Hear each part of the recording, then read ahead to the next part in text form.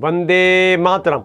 मेरे प्यारे देशवासियों, वर्तमान हरियाणा के रेवाड़ी के एक ऐसे देशभक्त क्रांतिकारी हुए जिन्होंने बहुत सीमित साधनों के होते हुए भी ब्रिटिश सरकार से लोहा लिया, उन्हें नेस्तनाबूद करने में कोई कोर कसर नहीं छोड़ी और सन 1857 के महासंग्राम में नायक की भूमिका में रहे। रेवाड़ी के शासक राव पूरन सिंह व रानी ज्ञान कौर के घर 9 दिसंबर सन 1825 को एक बालक ने हरियाणा के रामपुरा गांव में जन्म लिया, जिसका नाम राव तुलाराम रखा गया। राव तुलाराम इकलौते पुत्र थे व उनकी 2 बहनें भी थीं। राव तुलाराम का लालन पालन उनकी मां की देखरेख में हुआ व प्रारंभिक शिक्षा भी मां ने से प्राप्त की। राव तुलाराम कुशाग्र बुद्धि के बालक थे और तुरंत विषय को समझ लेते थे। प्रारंभिक शिक्षा के बाद उर्दू, फारसी व सामाजिक विज्ञान की शिक्षा उन्हें उस्ताद गुलाम जिलानी से प्राप्त हुई। राव तुलाराम यौवन में कदम रख रहे थे कि उनके पिता राव पूरन सिंह का देहांत हो गया। पिता के परलोक गमन करने के पश्चात राव तुलाराम रेवाड़ी राजघराने के उत्तराधिकारी बने व राजगद्दी पर आसीन हुए। रेवाड़ी राजघराना ब्रिटिश हुकूमत के अधीन था तथा प्रत्येक वर्ष ब्रिटिश हुकूमत को राजस्व भुगतान करना होता था। राव तुलाराम सूझबूझ, दूरदर्शी व समय की नज़ाकत को भांपने व उचित कार्रवाई करने में दक्ष हो चुके थे। सन 1857 में देश की आज़ादी का महासंग्राम प्रारंभ हो गया। राव तुलाराम, जिनके हृदय में राष्ट्र प्रेम, देश की आज़ादी का जज्बा हिलोरे ले रहा था, बहादुर शाह जफर द्वितीय ने दिल्ली से महासंग्राम में शामिल होने का संदेश भी भिजवा दिया। राव तुलाराम तो तैयार बैठे थे और लगभग 400 से 500 अपने अनुयायियों को लेकर 17 मई सन 1857 को रेवाड़ी तहसील पर धावा बोल दिया और ब्रिटिश हुकूमत के तहसीलदार को पदच्युत कर अपने आदमी को जिम्मेदारी सौंप दी। तहसील कार्यालय के पास भारी मात्रा में पुलिस थी, परंतु राव तुलाराम की कार्रवाई से सब इतने भयभीत हो गए कि थानाध्यक्ष और 71 सिपाही वहां से भाग निकले। रेवाड़ी के रामपुर किले में राव तुलाराम ने आगे की तैयारी के लिए बंदूक निर्माण के लिए एक कारखाना भी लगाया, जिसमें कि उन्नत किस्म की पीतल की बंदूकें बनाई जाने लगी। रेवाड़ी, जिसे उस समय अहीर स्टेट भी कहा जाता था, राव तुलाराम ने स्वतंत्रता का झंडा नीचे नहीं उतरने दिया, बल्कि दिल्ली के दरबार को पैसों की सख्त जरूरत पड़ी तो राव तुलाराम ने उस समय 45,000 रुपये दिल्ली के दरबार को पहुंचाकर बहादुर शाह जफर द्वितीय की मदद भी की। 20 सितंबर सन 1857 को ब्रिटिश हुकूमत ने दिल्ली पर अधिकार जमा लिया। बहादुर शाह जफर द्वितीय ने आत्मसमर्पण कर दिया, परंतु इतनी भारी फौज के बाद भी ब्रिटिश हुकूमत रेवाड़ी की ओर अग्रसर होने की हिम्मत नहीं जुटा पाई, राव तुलाराम के भय की वजह से। 10 नवंबर को ब्रिटिश सेना पूरी तैयारी के साथ कर्नल आई.जी. गेराल्ड की अगुवाई में रेवाड़ी पर हमला करने के लिए पहुंची, परंतु राव तुलाराम ने रेवाड़ी से नरनौल पहुंचकर एक किले नुमा इमारत में मोर्चा लगा लिया और ब्रिटिश सेना भी अब नरनौल आ धमकी। राव तुलाराम ने अपनी सेना को ओजस्वी भाषण द्वारा नया जोश उत्पन्न कर दिया। उनके साहस को उस समय के भाटों ने यूं बयां किया है: सुनो फौज के वीर, सुनो फौज के वीर, आज मेरे भाई माता जन्मे एक बार, बार बार नहीं। यो छतरी की नाक डटो रण माही, लियो जीत या सुरंग करो शक नाही, लियो जीत या सुरंग करो शक नाही। नरनौल में घमासान युद्ध हुआ। दोनों ओर से जबरदस्त हमले हो रहे थे। भारतीय सैनिकों ने British commander colonel I G. Gerald को मार गिराया। बस फिर क्या था कि भारतीय सैनिक हावी हो गए और युद्ध फतेह कर लिया। भारतीय सैनिकों द्वारा ब्रिटिश सेना पर किए गए जबरदस्त हमले को भी उस समय के भाटों ने यूं बयां किया है: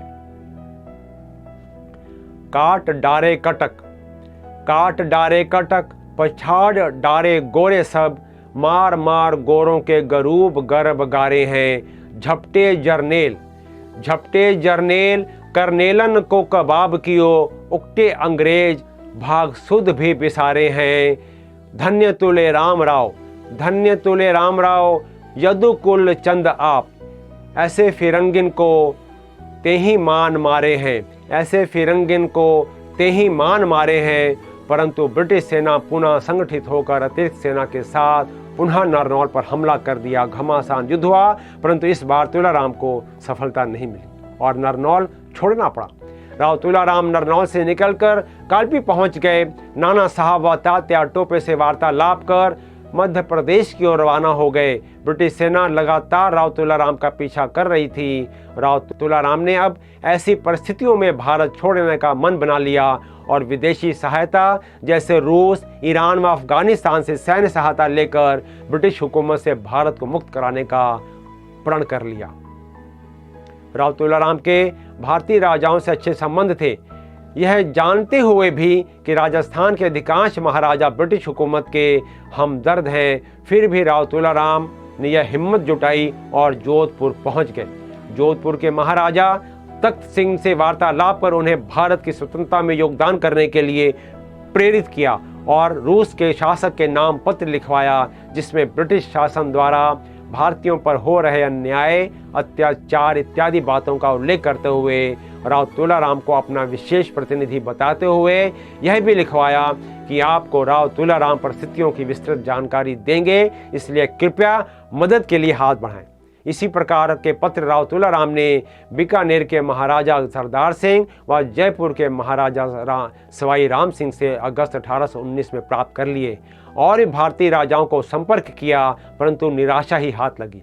यह अलग हैरान करने वाली बात थी कि ब्रिटिश हुकूमत राव तुलाराम के पीछे लगी थी, परंतु राव तुलाराम से चकमा खा जाती थी, वह उन तक पहुंच नहीं पाती थी।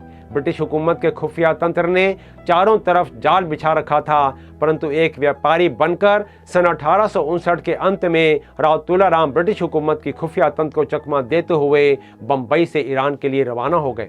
ईरान ने उन्हें सहयोग देने की बात तो कही, परंतु दूसरी तरफ ब्रिटिश हुकूमत राव तुलाराम को एन केन प्रकारेण बंदी बनाना चाहती थी। ब्रिटिश हुकूमत ने बहुत प्रयास किए, परंतु ईरान की सरकार ने राव तुलाराम को किसी भी सूरत में ब्रिटिश हुकूमत के हवाले करने से साफ इनकार कर दिया। राव तुलाराम रूस पहुंच गए। वहां उन्होंने रूस के राजदूत से वार्तालाप की। चूंकि रूस का शासक विदेशी दौरे पर था, इसलिए इंतजार करने के लिए कहा गया, परंतु काफी समय बीत गया तो रूस का शासक नहीं लौटा। तो राव तुलाराम ने अफगानिस्तान का रुख किया और कांधार में अफगानिस्तान के शासक अमीर दोस्त मोहम्मद खान से मिले।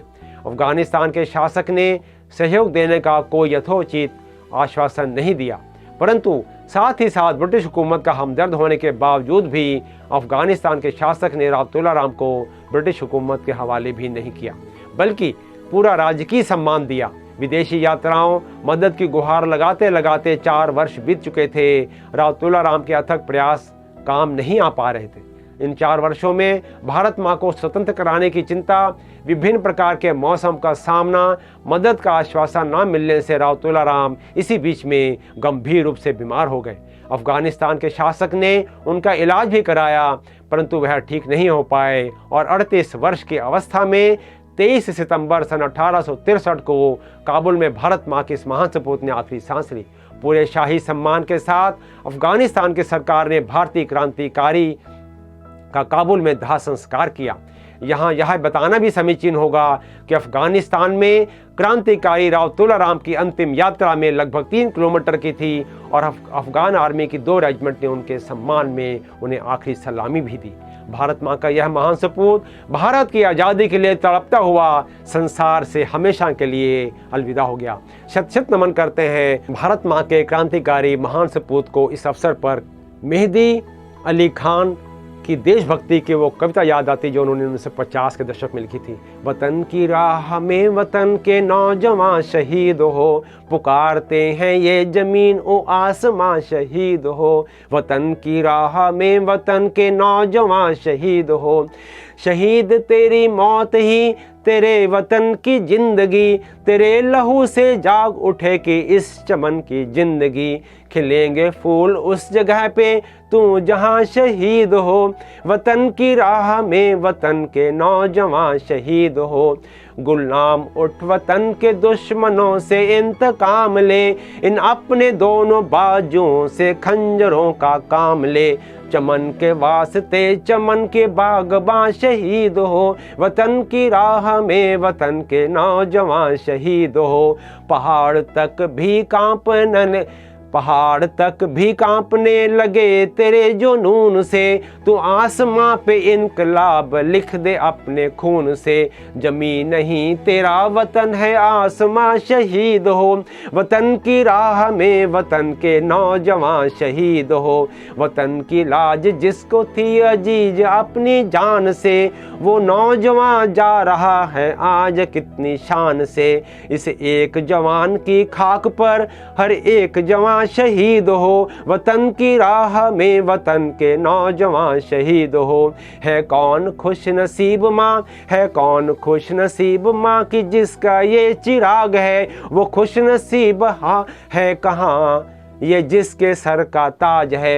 अमर वो देश क्यों ना हो कि तू जहाँ शहीद हो। वतन की राह में वतन के नौजवान शहीद हो। अमर वो देश क्यों ना हो कि तू जहाँ शहीद हो। वतन की राह में वतन के नौजवान शहीद हो। वतन की राह में वतन के नौजवान शहीद हो। मेरे प्यारे दोस्तों, मैं आशा करता हूँ कि आपको मेरा यह एपिसोड अवश्य पसंद आया होगा। कृपया इसे लाइक, शेयर, सब्सक्राइब करें और बेल आइकन को भी प्रेस करना ना भूलें। इस इतिहास को जन जन तक पहुंचाने में मेरी मदद करें। मैं आपका आभारी रहूँगा। जय हिंद।